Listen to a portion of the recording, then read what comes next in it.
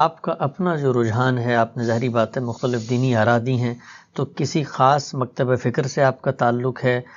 آپ سے وابستہ جو لوگ ہوں، یعنی آپ کے افکار کے اوپر اگر وہ دینی ہدایات پر عمل کرتے ہیں، آپ کی انڈرسٹینڈنگ کو درست سمجھتے ہیں، تو عام طور پہ ہم یہ دیکھتے ہیں کہ فیس بک پہ لوگ ان پہ طنز تعریض بھی کرتے ہیں کہ یہ تو غامدی فرقے کے آدمی ہیں، تو ان کو کیا اس موقع پہ کہنا چاہیے، یا آپ کا اپنا رجحان کیا ہے کہ آپ خود کس چیز کو فالو کر رہے ہیں؟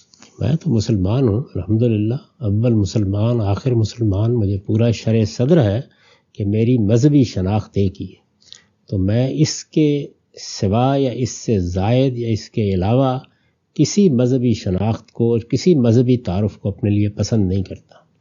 اس مسلمان ملت کے تمام علماء، وہ اہل تشیع کے ہوں، وہ دیوبندی ہوں، وہ بریلوی ہوں، وہ اہل حدیث ہوں، وہ قدماء ہوں، وہ آج کے ہوں، وہ کسی بھی نقطہ نظر سے تعلق رکھنے والے ہوں، سب میرے لیے باعث عزت ہیں، قابل احترام ہیں، اور میں ان سب سے استفادہ کرتا ہوں۔ میں کسی کے لیے اپنا دروازہ بند نہیں کرتا۔ جب میں کسی موضوع پر تحقیق کر رہا ہوتا ہوں تو جس شوق کے ساتھ میں اہل سنت علماء کی چیزیں دیکھتا ہوں، اسی طرح اہل تشیع کی دیکھتا ہوں، اسی طریقے سے دیوبندی، بریلوی، اہل حدیث سب کی دیکھتا ہوں۔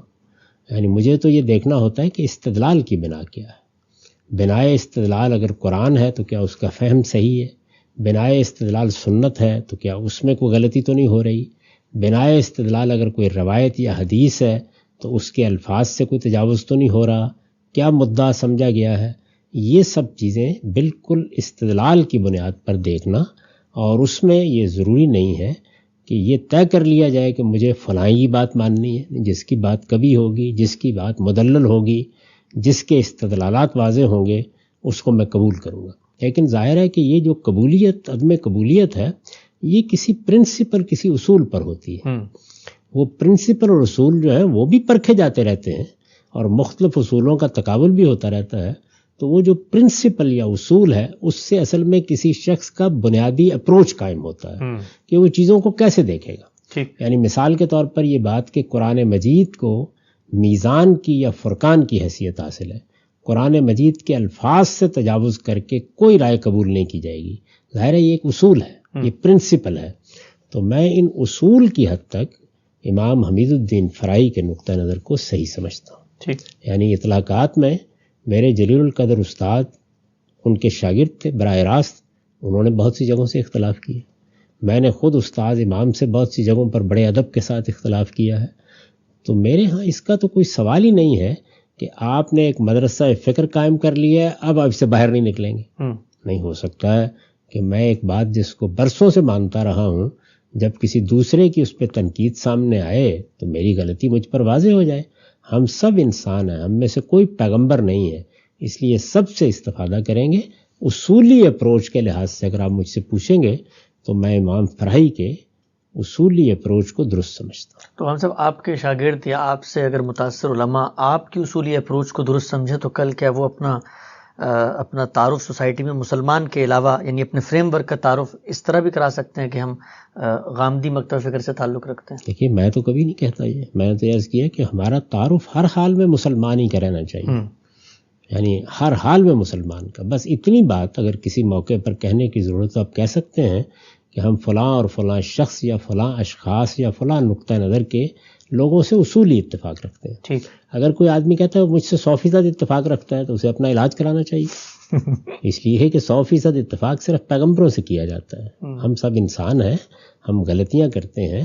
ہر شخص کو کھلی آنکھوں کے ساتھ، کھلے دل کے ساتھ سب اہل علم سے استفادہ کرنا چاہیے۔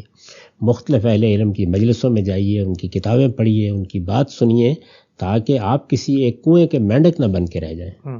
لیکن یہ سب کچھ کرتے ہوئے بھی آدمی یہ محسوس کرتا ہے کہ فلاں شخص یا فلاں صاحب علم یا فلاں گروہ کا جو بنیادی اپروچ ہے وہ مجھے صحیح لگتا ہے، تو وہ زیادہ سے زیادہ یہ کہہ سکتا ہے کہ میں اس میں میرا نام لے کے کہ اس کے اپروچ کو درست سمجھتا ہوں۔ لیکن یہ اصول ہوگا، اس سے زائد کچھ نہیں۔ اجزاء میں بہت سی چیزوں میں اختلاف ہو سکتا ہے اور کرنا چاہیے۔ تو ہم سے بھی جو آپ کا ادارہ ہے المورد، اس میں اگر کوئی عالم آگے بڑھ کے تحقیق کرنے آتا ہے تو کیا اس کے لیے یہ شرط ہے کہ وہ آپ کی چیزوں سے متفق ہو تبھی وہ آپ کے جو ادارے کی چیزیں ہیں یا اس کے مثال کے طور پہ ذرائع ہیں ان سے استفادہ کر سکتا ہے، یا وہاں پر بھی دروازہ آپ نے کھلا رکھا ہوا ہے؟ نہیں، بات یہ ہے کہ میں تو اپنے ادارے کے اندر کسی قسم کے کوئی انتظامی اختیارات اب نہیں رکھتا. میں نے اپنے آپ کو علمی کام تک محدود کر لیا، لیکن اس میں پہلے دن سے یہ بات طے ہے کہ ایک اصولی اپروچ ہے جس کو ملحوظ رکھا جاتا ہے. باقی اس وقت جو لوگ وہاں کام کر رہے ہیں مجھ سے بہت سے معاملات میں اختلاف رکھتے ہیں، استاد امام سے اختلاف رکھتے ہیں، امام فرائی سے اختلاف رکھتے ہیں. تو وہاں علمی کام اسی اصول پر کیا جاتا ہے کہ میں نے اپنے بارے میں وضاحت کی ہے. جو چیز میں اپنے لیے غلط سمجھتا ہوں، سوال یہ میں اس کو دوسروں کے لیے اصول کیسے بنا سکتا ہوں. ٹھیک. تو المورد میں یا ہمارے اداروں میں ہر جگہ یہی ہے کہ ایک اصولی اپروچ، ظاہر ہے اصولی اپروچ تو ہر جگہ ہوتا ہے، لیکن اجزاء میں آگے اس کے اطلاق میں اجتہادی امور میں بہت سے اختلافات ہوتے ہیں.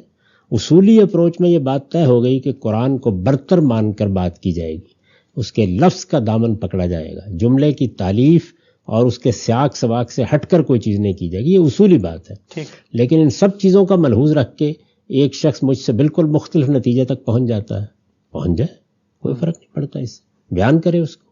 بلکہ آپ کو معلوم ہے کہ میرے اپنے عزیز ترین شاگرد جو میرے ساتھ اس وقت کام کر رہے ہیں، انہوں نے بعض معاملات میں مجھ سے اختلاف کیا، ان کے مقالات شائع ہو چکے ہیں، وہ ہمارے ہاں بھی موجود ہیں، لوگ ان کو پڑھ سکتے ہیں، دیکھ سکتے ہیں. ابھی حال میں مولانا عامر گزدر صاحب نے ایک تفصیلی تنقید میرے اس نقطہ نظر پر کی ہے جو میں نے اپنی کتاب میں ظاہر کیا ہے کہ میرے نزدیک جس وقت آپ قربانی کرتے ہیں تو ناخنوں کو اور بالوں کو نہیں کترواتے، یعنی ذوالحج کے 10 دنوں میں اس کو استحباب کے درجے میں رسالت مآب صلی اللہ علیہ وسلم کی ہدایت سمجھتا ہوں، اور مجھے اب بھی اس پر اطمینان ہے. انہوں نے اس پر شدید تنقید کی ہے اور بہت اچھی تنقید کی ہے. اس کے باوجود اب بھی میں اس سے اختلاف رکھتا ہوں، لیکن وہ تنقید شائع و ضائع ہے. میں نے خود ان کو کہا ہے کہ لوگوں کو یہ پڑھنے کے لیے دیجیے تاکہ ان کی تربیت ہو.